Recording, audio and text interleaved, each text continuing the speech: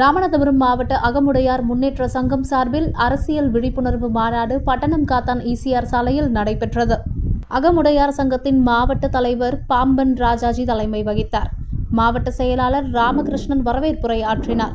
இணை செயலாளர் பாபு, துணைத் தலைவர் ரமேஷ், பொருளாளர் பாஸ்கர் சேதுபதி, ராமநாதபுரம் அகமுடையார் சட்டமன்ற தொகுதி தலைவர் வேல்முருகன் ஆகியோர் முன்னிலை வகித்தனர். ராமநாதபுரம் மாவட்ட அகமுடையார் இன மக்களுக்கு அரசியல் விழிப்புணர்வு ஏற்படுத்தும் விதமாக கூட்டம் நடைபெற்றது.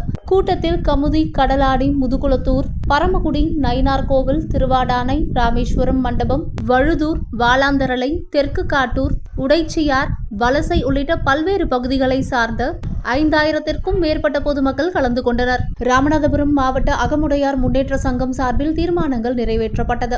அகமுடையார் சமுதாயத்திற்கு கல்வி, வேலை வாய்ப்புகளில் முன்னுரிமை வழங்கும் விதத்தில் மத்திய, மாநில அரசுகள் சிறப்பு ஒதுக்கீடு செய்ய வேண்டும்.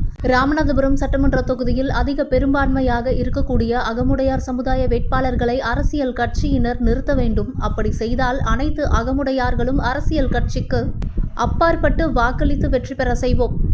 இந்திய சுதந்திர போராட்ட வீரர்கள், மாமன்னர்கள், மருது பாண்டியர்களின் திருவுருவ சிலையை ராமநாதபுரத்தில் நிறுவ வேண்டும்.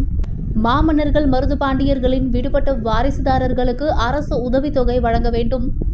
தமிழகம் முழுவதும் ஜாதி வாரியாக கணக்கெடுப்பு நடத்த வேண்டும்.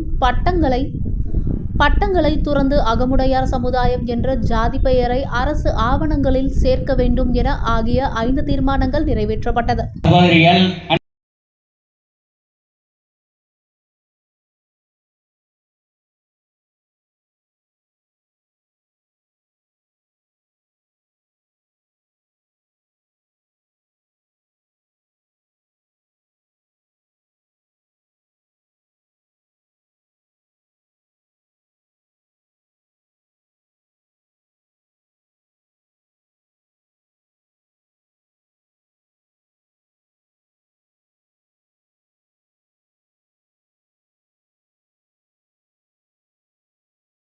வேலை செஞ்சு இப்ப இங்கிருந்து முடிச்சுட்டு போனாலும் இதே வேலைதான். 365 நாள் அம்மாமார்களுக்கு இதே வேலைதான். ஆனா அவர்கள் அத்தனை தலைவர் இருக்கிறாங்க. இதான் சொல்ல போறாங்கன்னு எங்க அம்மா அங்கிருந்து பார்த்து கொண்டிருக்கிறார்கள். இங்க 4 பேர், அங்க 4 பேர். வர்ற வழியில நான் எல்லாத்துக்கும் இந்த சமுதாயத்துக்காக குருநாதர் சொல்லிக்கிறார், எங்க எது நடந்தாலும் நாட்டுக்காக பாடுபட வேண்டும். என்னங்க அவங்க நாட்டுக்காக உயிர் கொடுத்தார் வேண்டியதில்லை, அவர்கள் பார்த்துக் கொள்வார். மேல ஒருத்தர் இருக்கிறார் பகவான்.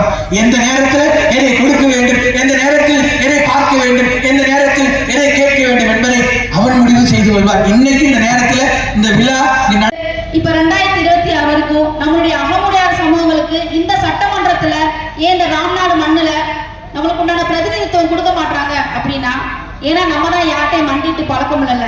அப்பேற்பட்ட மான தமிழர்கள் நம்ம யாராக இருந்தாலும் சரி, என் அத்துணை தொப்புள்குடி உறவுகளுக்கும் ஒரே ஒரு விஷயம்தான், எங்க அகமுடையார் சமூகத்துக்கு நீங்க பிரதிநிதித்துவமும் உரிமைகளும் கொடுத்தால் மட்டுமே தான் நாங்கள் வாக்களிப்போம். ஏன்னா 30 வருஷம் கடந்துட்டோம்.